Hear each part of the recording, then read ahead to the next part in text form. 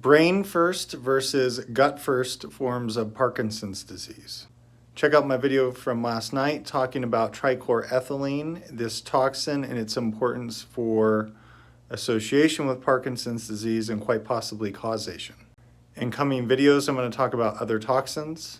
But as we talk about toxins, I think it's important that we go over these two theories of how Parkinson's disease occurs. The large argument right now is that genetics have not increased in prevalence. However, the incidence of Parkinson's disease is increasing at an astonishing rate. Some of the researchers that I cited last night are now saying that Parkinson's is going to eclipse that of Alzheimer's disease. And as I've talked about in other videos, Alzheimer's disease is thought to be a tsunami on the horizon in terms of the number of cases that we're going to be faced with.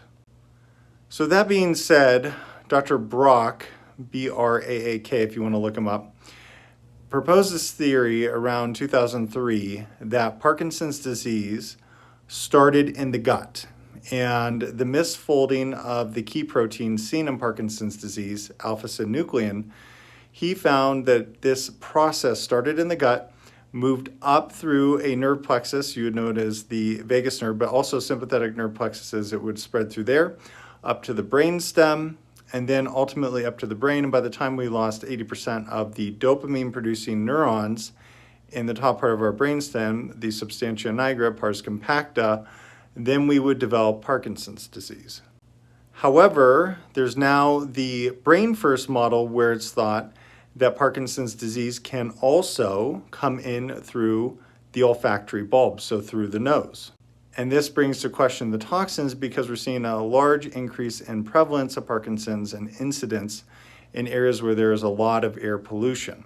So it's thought that the air pollution is then entering the brain through the olfactory bulb where we don't really have a blood-brain barrier, and that is allowing the Parkinson's process to escalate in some individuals. The gut-first form of the condition is thought to have constipation early on, can have disrupted dreams, acting out dreams, and tends to have more of a bilateral presentation, whereas the brain-first model is thought to have more of a unilateral presentation. So what does all this mean? To me, it means that toxins are really, really important in Parkinson's. It was questioned, and now it's becoming really well known.